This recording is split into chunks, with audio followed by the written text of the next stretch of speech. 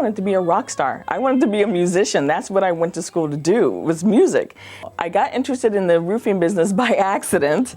I was a starving student in college at Sonoma State University. I applied to work at a roofing company. She came in to be an office assistant. In this particular case, it was a tornado that came into the office. She was everywhere, doing everything. Basically, I went from working there as the receptionist, then to the office manager, and to the manager of the company. And then the owner at the time realized that he wanted to retire, and he asked if I wanted to buy his business. And so he trained me for 4 years in the roofing field, so that way I would learn how to do roofing, know how to do that, and then also how to run the business. I really, really wanted to be a business owner. It was something that I've always wanted to do as a kid. My parents started their businesses, so I kind of grew up learning how to start businesses. One of the struggles that I did experience was when I went to actually get the loan to start my business. I couldn't get anyone to give me a loan. The North Bay Black Chamber said, we have someone, one of our sponsors, we're going to go to them. And they came with me there and they're like, okay, you need to give this young lady a loan. I first had quite a few challenges with other contractors just not believing in me. They didn't know who I was. They just knew that I was a female roofer that seemed to have come out of nowhere.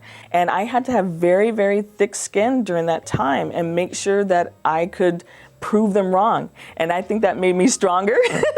I'm like, I'm going to prove them wrong. And I think that made us even more successful. Letitia did have a long road to hoe in this profession because being a female, white or black, was going to be an issue.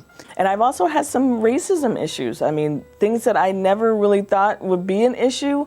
I've had clients that would barely shake my hand. I've had clients make comments like, you know, we have an alarm system on our house so no one will break in. Things of that sort that you wouldn't normally just tell somebody. It's pretty easy to look at Letitia and think, you know, if something seems hard to me, you know, she's pushing through everything, and you'd never know that there was an obstacle in her way. She's my mentor and goes way out of her way to help people above and beyond what would be considered normal in life and almost unheard of in the trades. Letitia has absolutely been a mentor to me. When I met her 10 years ago, I think one of the first things I ever said to her was, one day I'm going to own a company and be just like you. I wanted to have an opportunity to be a mentor to somebody who may have gone through some of the things that I've gone through in my life. So I started my foundation, the Lime Foundation, and part of the foundation is a vocation program for roofing and construction with an emphasis on females. Letitia's leadership style is very hands-on and very compassionate. It's very people-driven. So it's not, oh, what do I get as the head of the company or a leader? It's how do we all succeed? One of my biggest assets is my passion. My passion for life, my passion to want to help others. I really want the opportunity to say, hey, you could do anything you want to do. I'm an African-American female roofer.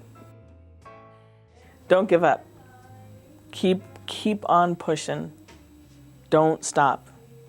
That's the best advice that I can give right now, and I have lived that every single day of my life.